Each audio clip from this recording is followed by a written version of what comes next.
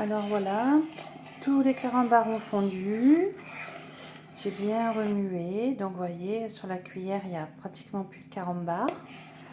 Voilà. Donc moi j'aime bien faire cette petite recette parce que bon, on aime énormément les carambars dans la famille.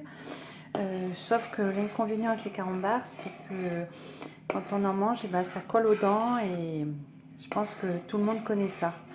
Donc voilà, c'est une façon de manger des carambars sans être gêné que ça colle sur les dents, puisque ça colle pas sur les dents du coup. Voilà, donc je vais me faire une petite pause, le temps, le temps de préparer les 2 feuilles de gélatine dans de l'eau. Voilà, je pense que c'est bon. Je vais arrêter le gaz.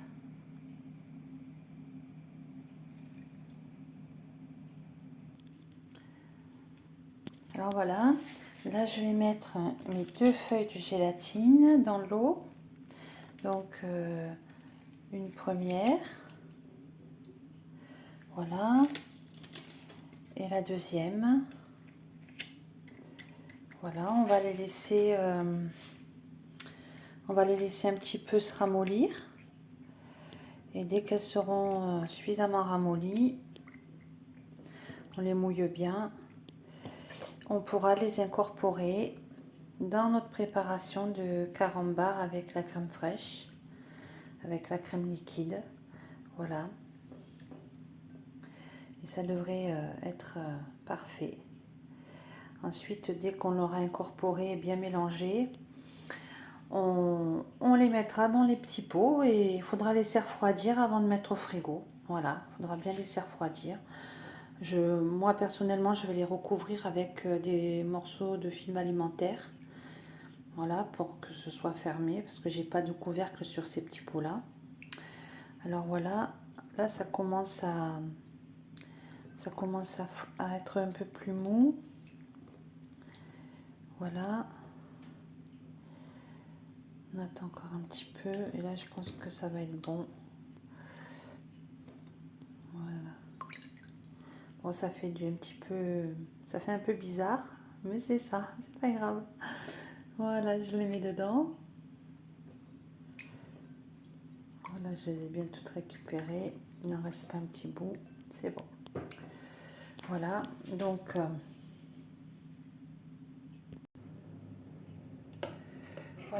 je mélange ma gélatine dans ma préparation. Je mélange bien, que ce soit bien fondu aussi la gélatine.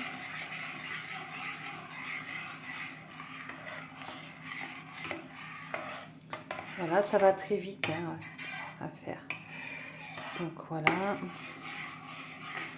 je continue à mélanger un peu comme ça.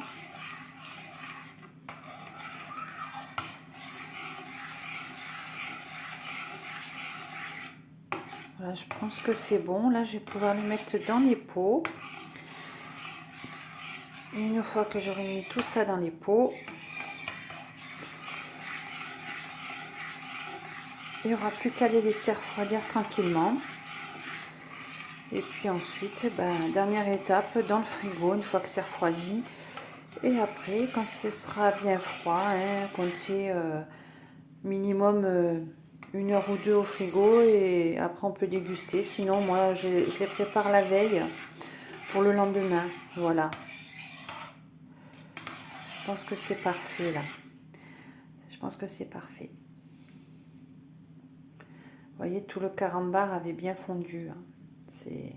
Au début, c'est un petit peu impressionnant quand ça se colle sur la cuillère, mais il faut continuer à tourner, ça finit par fondre. Voilà. Alors là, ça y est, j'ai mis dans les petits pots. Vous voyez, je me suis aidée avec ma petite louche. Mais bon, j'ai un petit peu galéré quand même parce que voilà, les pots sont petits. Donc là, j'ai pu en faire 6. 6 petits pots, pas complètement pleins, quoi. J'ai essayé de mettre à peu près pareil dans les 6 pots. Après, si vous voulez en faire plus en quantité, vous doublez les doses. Hein. Vous mettez 2 paquets de carambars et 80 centilitres de crème liquide. Et aussi au niveau des feuilles de gélatine, et ben pareil, hein, vous en mettez 4 au lieu de 2. Voilà. Et donc maintenant, je vais les laisser refroidir. Je vais mettre du film plastique sur les petits pots, du film alimentaire. Et quand ils seront complètement refroidis, je les mettrai au frigo. Voilà, c'est prêt à déguster. Et donc là, pour les gourmands, ils vont pouvoir lécher la casserole.